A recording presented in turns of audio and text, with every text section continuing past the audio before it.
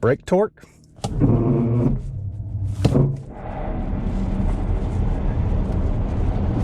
God dang.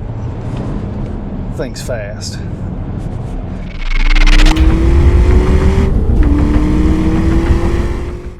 Hey guys, it's Sid with SVTPerformance.com, and as you can see right back here, I've got a 2022 Ford Mach E GT with the performance package on it. I'm going to take you guys for a little features inspection around it, go for a drive, and we'll get her up in the air, take a look at what's going on underneath. But I just want to give you guys a quick overview. We had a first edition Mach E in for testing a few months ago. Put a link down below for that full review article and everything, so just click in the description, you can check all that out. This is sort of just a refresher on that review, because really everything that was good about that first edition is just better with this GT. So starting out with the GT Performance Pack, you get these nice 20-inch wheels that looks like they were designed by either Master Shredder or Edward Scissorhands. Behind those, 4-piston caliper, Brembo brakes, and these things work really, really well. Exterior wise, we got the tri-coat metallic white that looks very, very nice on this car. Paint application is really good on this, and this is probably the best built Ford product I've seen in a long time. All the panel gaps are perfect. All the panels are aligned. This thing is just put together very, very well. That being said, on these press cars that they loan out for guys to do reviews and stuff, they do tend to go over them a little bit better than a standard car that you're going to pick up off the lot. But this one is really, really slick. I actually have it running now. Can't hear it because there's no engine, but that's the reason the shutters are open down here on the grill, because I have the air conditioning running. Interior wise, performance package GT, you get these nice seats. They're not quite what I'd call a sports seat. They're not quite bolstered enough to be a sports seat, but they're firm like a sports seat. In my opinion, they need a little bit more bolstering on it, but you know, it's the target audience they're going after. It actually does have a Ford Performance little badge here on the seat. Interior, very, very nice. It carries over the same fabric material over the speakers in the dash, speakers in the door panel. Got a micro suede, just sort of like a Gen 2 Lightning. I really like that. And then of course soft vinyl. Interior wise, it's pretty much your standard Mach E that we're used to. Got this huge panoramic sunroof, which I really, really like. I don't like sunroofs in vehicles in general. To me, it's just something else to leak. But in this, it's basically just a full glass roof, doesn't open or anything, and it looks really nice. And exterior wise, it just looks like a black painted roof. I mean, if you're just walking by, you would never know that that's glass, but from inside, really cool. The sad part is, from the driver's seat, you know, you look up, you barely see it. But if you're in the passenger seat in the back, you get a really good view out. So I really like that.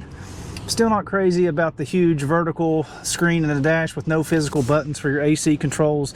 I still prefer physical buttons for things like that. Of course, you have your inductive charging pad, GT embossed on the armrest, nicely stitched material all the way around. And I do like this little accordion door closure for your center console. Sitting at 81%. It is a 91 kilowatt hour battery pack. She does do 0 to 60 in 3.5 seconds. You'll see that a little bit later in the video. And you're getting that there with, you're getting your 0 to 60 from your 480 horsepower electric motors, 2 of them, all-wheel drive, and 634 pound-feet of torque. The thing has diesel torque. I mean, it will, at 20 miles an hour, it will spin the tires if you just romp on it. The traction control works, and it's actually looking for traction all around. Plenty of room in the back. I do have a little bit of stuff back here, camera bags and whatnot, a little bit of cleaning supplies. Decent room in the back. Like I said, we've covered this kind of stuff with the first edition Mach E that we had in for testing, so not a lot of new ground to cover there. Just wanted to give you kind of a brief overview on the exterior of this GT. Just a really nice looking car, SUV, whatever you want to call it. One thing I don't like on the outside is this applique for the grill. It's not really a grill, it's just a cover. They're basically trying to make it look like a Mustang GT grill with this pattern, and I'm not sure why exactly I don't like it. It looks sort of cool. It's like a 3D image covered by like a clear, I'm sure it's some kind of polycarbonate, or I don't know, it looks like the lacquer you see on a bar top table or something. But to me, on an electric vehicle, you don't have a real grill there. I think you should have taken the opportunity to just make something more unique instead of trying to make it look like a Mustang GT grill, if you get what I'm talking about there. On the first edition, it was just a piano blacked out panel, sort of like your splitter here. And I think I liked that better as far as the styling cue. But, you know, that's one of those things, personal preference. Of course, you've got your charging port, and give you guys a little look in the front area. They've changed that since our first edition that we had in for testing. It's a double pull on the handle inside to get that open. They've gotten rid of the dividers in here. So originally those dividers were in there so you couldn't physically fit a human in here and then leave them locked in. But now they actually have the little trunk escape button here so you can make your escape if you fall in and your friends close the front hood on you. I do like how they made this one nice molded panel. That's good engineering on this, and you do have a seal around that, so this should stay fairly clean in there. But that's basically what's going on underneath the I guess we can call it a hood. That closes way better than that first edition we had as well. So like I said, I think they've just refined these just a little bit in the last 6 months or so since we had one in for testing. But anyways, let's get this thing up on a lift and see what's going on underneath. All right, guys, we're here at Pro Dyno in Fort Mill, South Carolina. They've been kind enough to let us borrow the lift, throw this 2021 Mach-E GT up. And I'm not gonna have a whole lot to show you really, because check out underneath this thing. It's basically just all battery and cladding to cut down on road noise. Sort of a first for me is seeing a noise canceling pad here bolted to a lower control arm on the rear suspension. Started in the back, work our way to the front. See, red brake caliper. All the control arms and rear suspension links looks like they're just stamped steel. Does have a really nice forged aluminum knuckle though.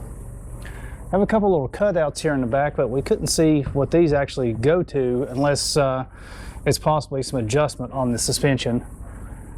But you can look up through here and see some of the rear drivetrain, rear electric motor, and you can see up in right there we have the rear cradle. It's a cast aluminum piece. I'm not quite sure if that is die cast or sand cast.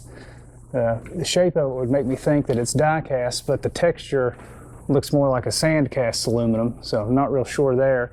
You can see a cooler just up there on the rear drive housing.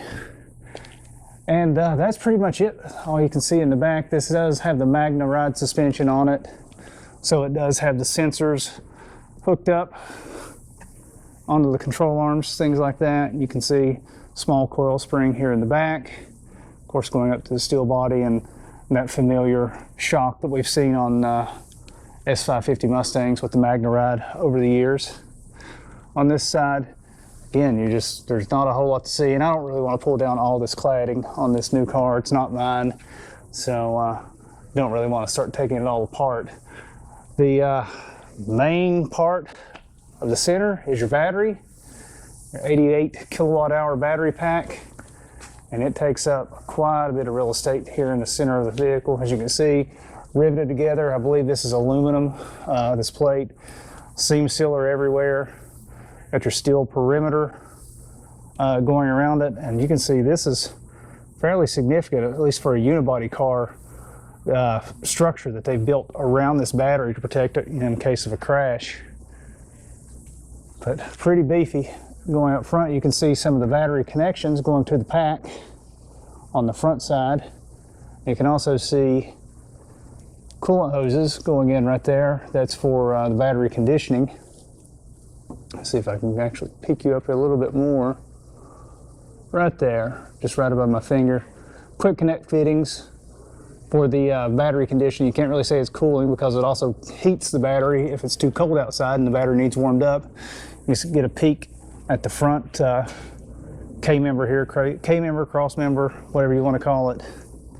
The front structure, it's the same thing, cast aluminum. In the front, we get forged aluminum lower control arm and a forged knuckle. Good size brake caliper. That's a Brembo caliper, by the way. Nice looking piece. Here you can see one of the sensors for the MagneRide damper there on the front. Steering coming in the back here. Of course, it's all-wheel drive. It is a GT.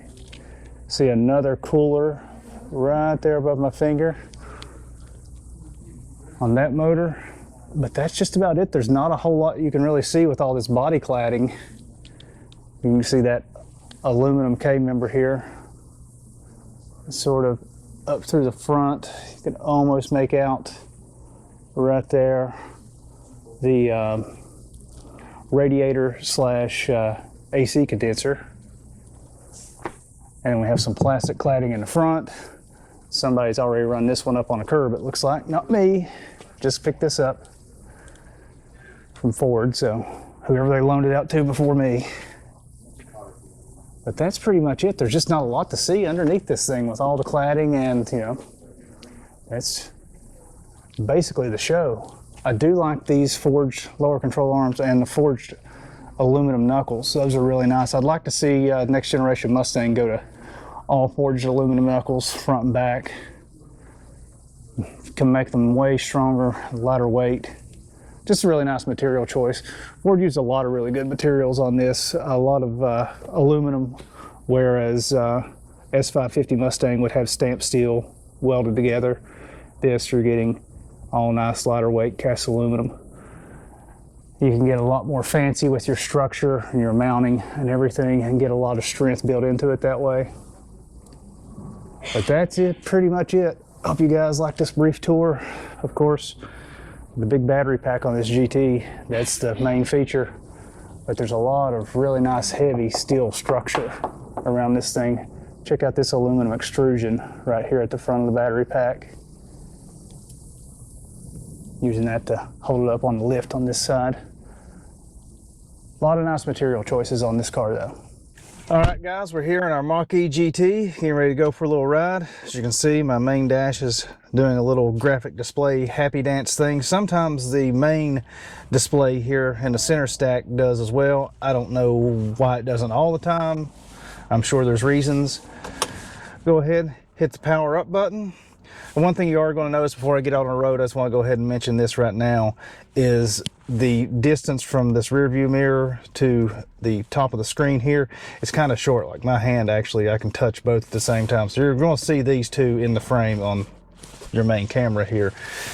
But that's just something we're going to have to deal with, because I am not going to try to mess with those camera settings to zoom in anymore on my face. You don't want to see that anyways. So let's get out on the road and see what makes the Mach-E GT different than the regular Mach-E. Like I said earlier, we had the regular Mach-E standard output version, I guess you would say. It was a first edition model. We had that one in earlier, so I guess it was later last year. We had that for testing. And I was honestly surprised by how good that car is.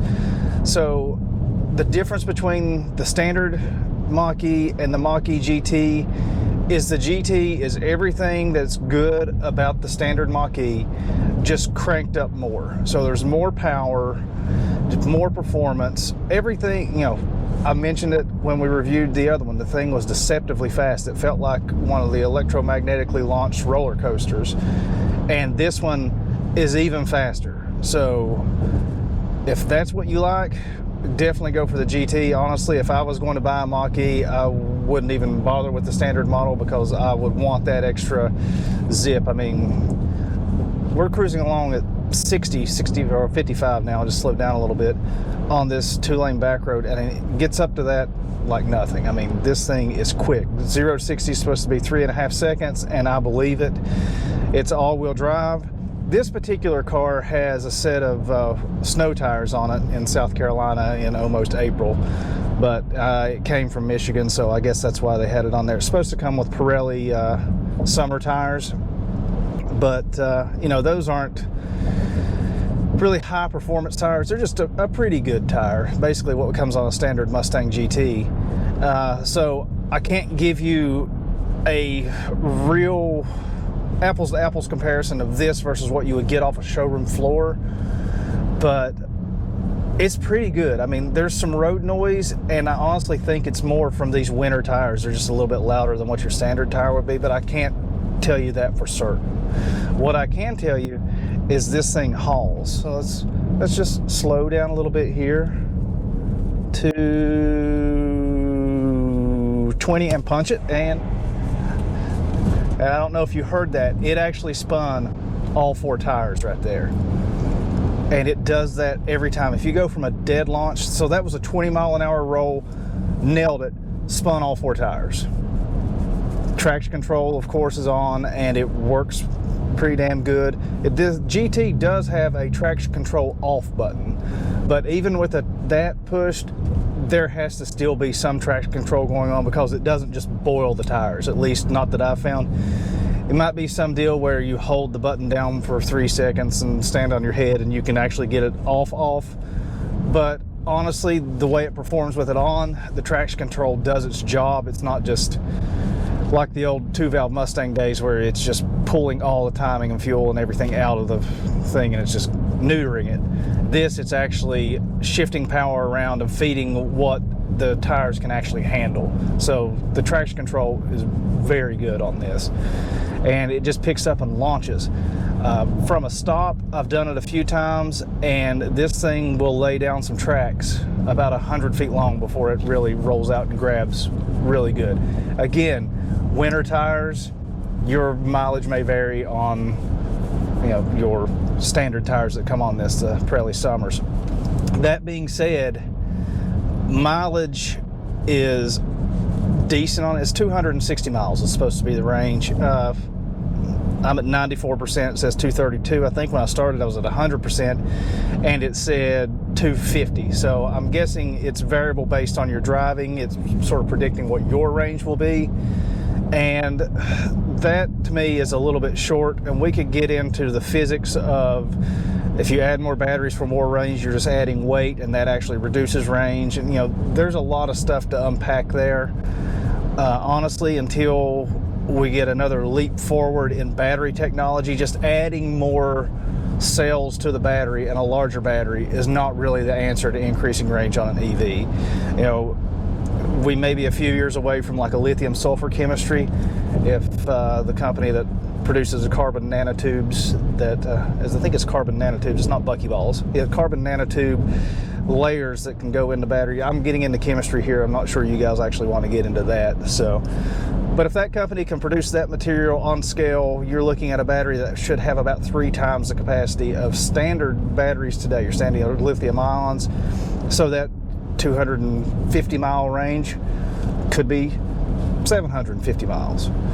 Or you could make the battery pack smaller and pull some weight out of this thing and settle for, say, 400 to 500 miles. That would be nice, because this thing is portly. Curb weight on the Mach E GT is supposed to be 4,920 pounds, and it feels that going down the road. It feels substantial. It does not feel like a lightweight vehicle, because it's not. It's pretty heavy, and you'll know it driving. And with that also comes one of the other weaknesses of it.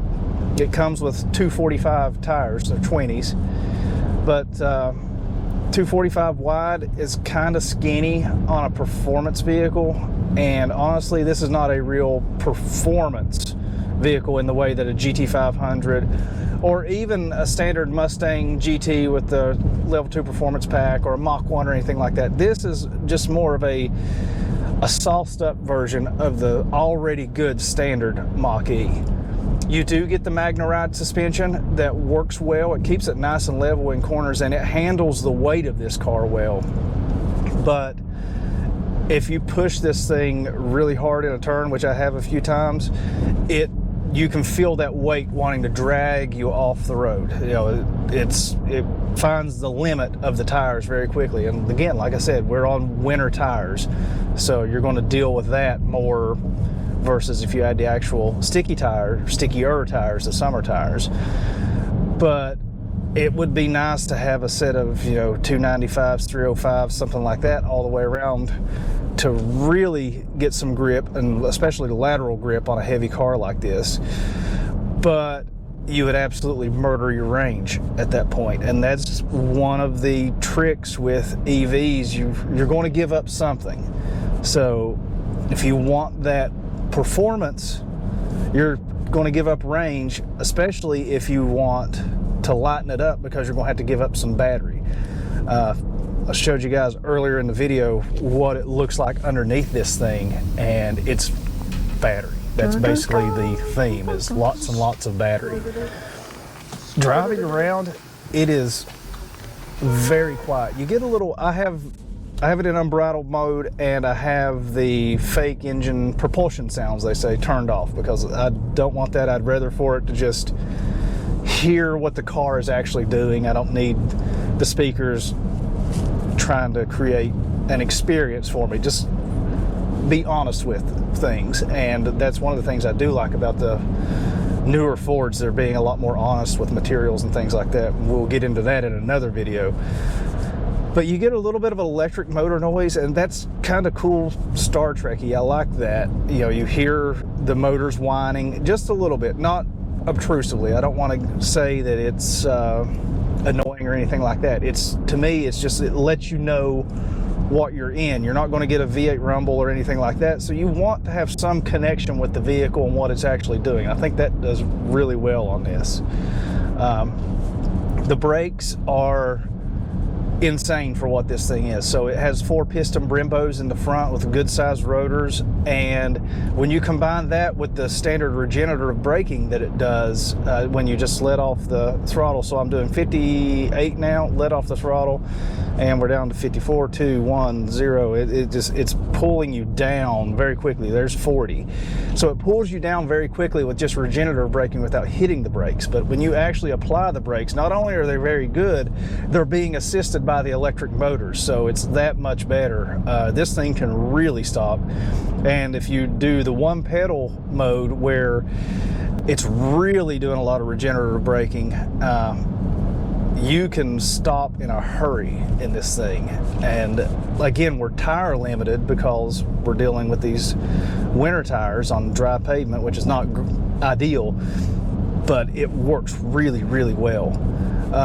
We're looking at a 91 kilowatt hour battery pack. That's pretty good. One downside I found, this is where I live, so this is what we're dealing with. The closest fast charger for me is about 70, 75 miles away, and that is a huge pain. Most of the other chargers around me are 6 kilowatt hour, and that's like leave it plugged in for a day and a half if you're low to get a full charge, and that's painful. If you have access to a fast charger, or if you're traveling along interstate routes, this shouldn't be an issue, because you can charge it pretty quickly and, you know, pick up 50 to 60% of battery charge in, you know, 45 minutes or so, something like that. I don't know the exact figures because I haven't been able to test that, because I'm not driving 3 counties over to try that out on my limited time here. I'd rather just drive around and enjoy it. If you have the Ford charger that is wired into your house, I think that would be the best setup, especially if you live in an area where you say you're just going to drive this thing 50 miles a day. Come home, put it in the garage, plug it in, and she's good to go the next day. If you're charging it with your standard, you know, 20 amp drop cord, you're going to be waiting a while. That thing charges at a rate of 3 miles of range per hour, and you're talking days days to get a full charge. But that's sort of worst case scenario, which is what I've been dealing with, because my standard dryer plug that I have in the house does not fit the Ford plug that came with the little charger that comes with this. But in my opinion, if you own one of these or the new electric F-150, just get the home charging station that is hardwired in your house. You're going to have to upgrade to a 400 amp panel in your house, but that's the only way, in my opinion, to own one of these. And if you do, it'll be great. It's a fantastic ride. It's nice and quiet. The suspension is pretty good. It's not terribly harsh, but it does feel very sporty. In my previous review, I mentioned that this thing has some of the best steering that I've ever felt in any Ford vehicle, or any vehicle for that matter. It's very Porsche-like, in my opinion. And that holds true for the Mach-E GT as well. It's even better. The steering is fantastic. It is just on point. It's perfectly weighted. I would have preferred a little beefier steering wheel, you know, a little bit better thumb holds, things like that. But, you know, we're talking about just a standard GT, I guess is what we would call this, even though it does have the performance package. You're not going to get a GT350 level steering wheel. It's just not what you're going to get on this. But it is nice leather wrapped. I do like the blacked out pony on the wheel cover. I like all the technology, everything. Basically, the review I gave you earlier in the past year on the regular Mach-E, everything in here is just a little bit nicer. I really do appreciate that. I think what we're going to do here is spin around, and then we'll go continue the review. Got into a little town traffic there. I don't think any of us wants to just sit in traffic and stoplights. So, basic nuts and bolts. The car is very well put together. It's almost silent in here. It rides well, it steers well, it brakes well. It has fantastic get up and go. If you can live with the annoyances of finding your charging, you know, electric cars, it's not a new thing. I mean, there were electric cars in the early 1900s with massive lead acid batteries, and in the early 2000s there was the electric Ford Ranger, Ford Think neighborhood vehicles. I have a bunch of those. But we're sort of in the infancy of modern EVs with, you know, several hundred miles of range and battery packs that can last 300,000 miles. These are new things, and the infrastructure is just not quite built out yet for that, like it is for just regular ICE vehicles. I imagine it'll keep getting better in the future as these cars keep getting better in the future. But right now, the Mach-E is the best built Ford car available. It just is. And I hate to say it, but when you compare it to your standard Mustang, your S550 dates back to 2014, and just if you look at the interior, it feels old now, especially compared to this. This is much more modern, much nicer materials, better use of textures, fabrics. The seats are very nice. Not the most comfortable seats in the world. It seems to be sort of a compromise between comfort and performance, and they didn't really nail either one, but they do look great. And I like the Alcantara suede. Sort of reminds me of Gen 2 Lightning. All your technology and everything is basically the same as the previous one. Like I said, I'll put a link in the description below to our previous article. But you're just getting a better, turned up a little bit Mach-E on this.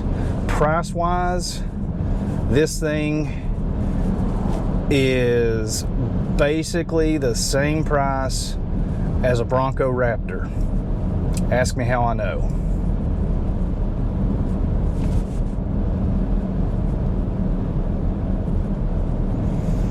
You're looking at the way this one's equipped about $74,000 or $75,000. I don't have the exact cost, but it does have the tri-coat white paint, performance package, things like that, so that adds to the cost. So it's a pretty expensive vehicle. It's sort of on the smallish SUV size. It sort of fits in between like an Escape and an Edge. But there's a decent amount of room in the back and in the back seat. And it's comfortable on a trip.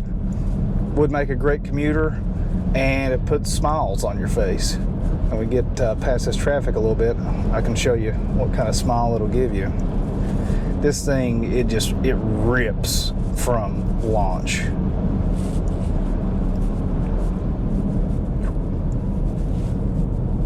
Let's lower down here.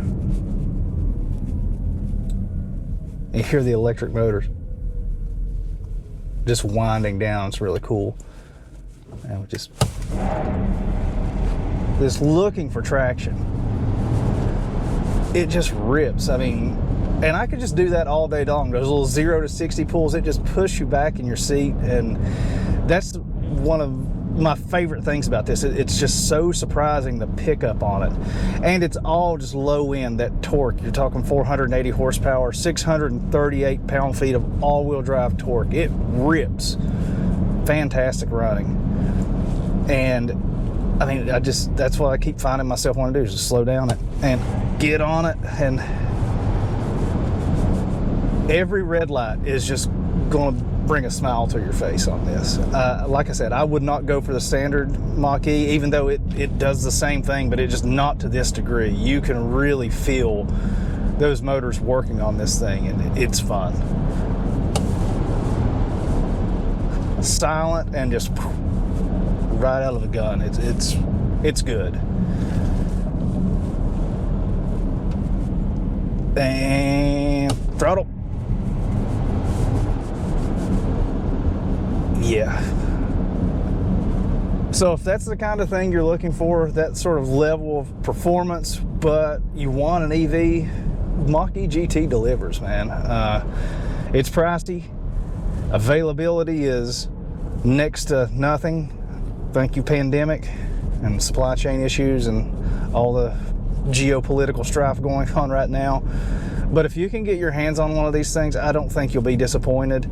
I know a lot of you guys are diehard V8 owners. I get that. But it's a different experience. And before you crap all over it, which I know is super easy to do, I could have sat here and just given you a dissertation on all the disadvantages of EVs and things like that. But I honestly believe they have their place. And if you get in one and drive it, you may surprise yourself. You know, if you don't want to, that's fine. Not everything is for everyone. But I've been impressed by all of the modern EVs that I've driven, and this is a great first effort for Ford. And if this is what they can knock out the first time, I can only imagine it getting better and better and better as they go. So, that being said, I hope you guys have enjoyed this quick look at the Mach E GT. It ran a little bit longer than I had anticipated, but you know, when you get something this different than what you're used to, you want to just really go on and talk about it. But I hope you enjoyed it. As always, we've got the link to a full description or full article on this vehicle over on SVT Performance. The link is in the description below. We have a full review there, a few pictures and everything, and some more details. And if you guys have any questions for me, post it up over there on SVTPerformance.com. That's where I'm most likely to see them, not so much in the comment section on YouTube. And if you want to help support the site or the channel, go ahead and sign up to become SVT Performance Premium member. I'll put that link in the description below. There's just a lot of opportunity to help us grow the channel and keep SVT Performance the free and open site that it is for enthusiasts of all things Ford powered to get on and enjoy and discuss, share information, share your knowledge, and keep that knowledge available for future generations, because these cars, this is the future, at least is the way the industry is going. But that knowledge of how to tune a Terminator, what's the best valve spring setup for B-head Cobra, you know, things like that. What's my E303 cam going to get me in my Fox body? That kind of stuff, that's where you're going to get over to SVT Performance and find all that information. It's there, and I would just like to keep adding to that so we have that resource in the future. So definitely head over and check that out. But thank you for sticking through. If you hung around to the end of this video, I really appreciate it. See you in the next one.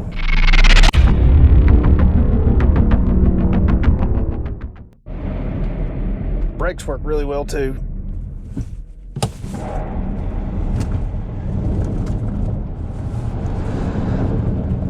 Definitely kicked the traction control in that time over those bumps.